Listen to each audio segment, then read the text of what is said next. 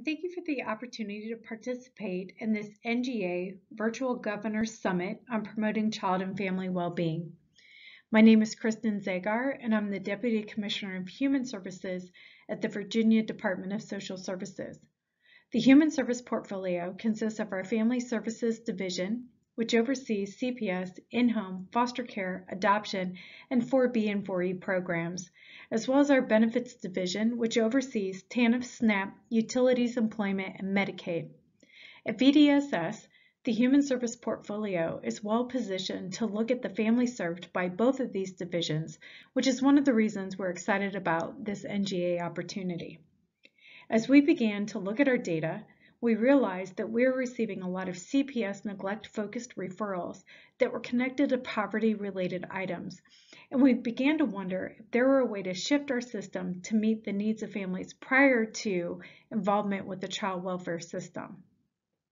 We realized that what started as a project in the Division of Family Services, looking specifically at CPS referrals, really grew into thinking differently about how to align our department infrastructure to work more seamlessly between divisions. This internal alignment of workforce, funding, policy, and data could prevent the need for some families to be served by CPS as a first response. It would right-size our CPS and foster care workforce while serving families in a whole family approach. We're calling this crossing the aisles. This vision is supported by the research and presented several sessions ago by Claire Anderson from Chapin Hall, where they looked at the impacts of increasing or decreasing economic supports on child abuse and neglect. We really envision this infrastructure alignment as an evolution of our social service system that will take place over the next several years. But before we talk more about the evolution, let's review some of the data that got us thinking about this project. As we look at our hotline data in Virginia, in 2021, we received 78,775 referrals, and of those, we accepted or validated 43%. Of those accepted referrals, 73% resulted in a family assessment and 28% in investigations. Since we do not consider poverty alone as neglect, to better understand the impact of poverty on the families we serve, we needed to identify a way to directly correlate poverty to families being served in our system. So we looked at the 10 categories of physical neglect most closely related to instances of poverty. Some of those categories are inadequate supervision, inadequate shelter, inadequate food, inadequate personal hygiene, and inadequate medical care or treatment. On this slide, we can see that of the 43% or 33,800 referrals that were accepted, and of those, the 13,866 have poverty-adjacent neglect items. And of those, about 44% also had documented parental substance use. So as we can see, about a third of our referrals involve poverty-adjacent neglect. So let's take a closer look at this. On this slide, about 77% of the poverty-adjacent neglect referrals that I just discussed on the last slide are for inadequate supervision, followed by 15% inadequate housing, followed by inadequate food, inadequate hygiene, and inadequate medical care or treatment. With this information, we began asking ourselves, what would it look like if these families could receive child care subsidies, housing, benefits, and food and medical benefits prior to becoming involved in the CPS report for neglect? This led us to the NGA Crossing the Aisles and to our evolution.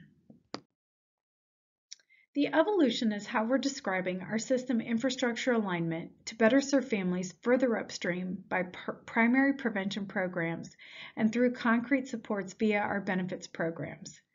We believe that this focus will increase prevention by serving families with poverty-adjacent neglect prior to CPS and decrease the use of foster care, specifically congregate care. We believe that this will happen by moving from a CPS hotline to a helpline so we can serve families further upstream by aligning our internal infrastructure and external partnerships with primary prevention supports and housing partners, which will better position us to provide concrete supports to meet the basic needs of families such as food, childcare, medical, and utilities prior to CPS involvement.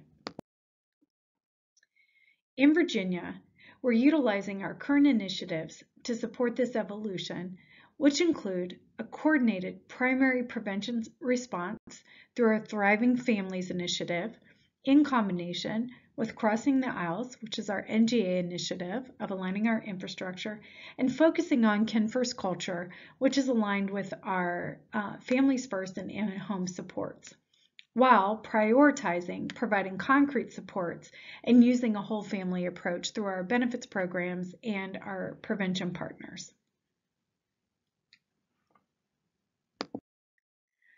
So we've created a timeline to help lay out the full evolution.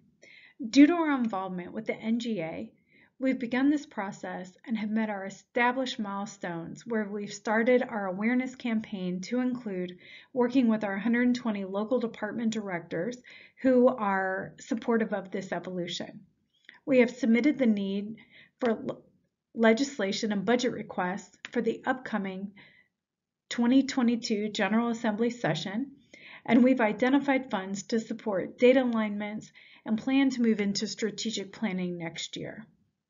We're working with our stakeholders and partners and look forward to beginning the implementation process in 2022 with holding a 3-branch event. We know that large-scale system change takes a while, and we hope to see implementation within the next 5 years with spread and sustainability in all 120 local departments within the next 10 years. We do appreciate this opportunity and the support from the NGA, and we look forward to the evolution. Thank you.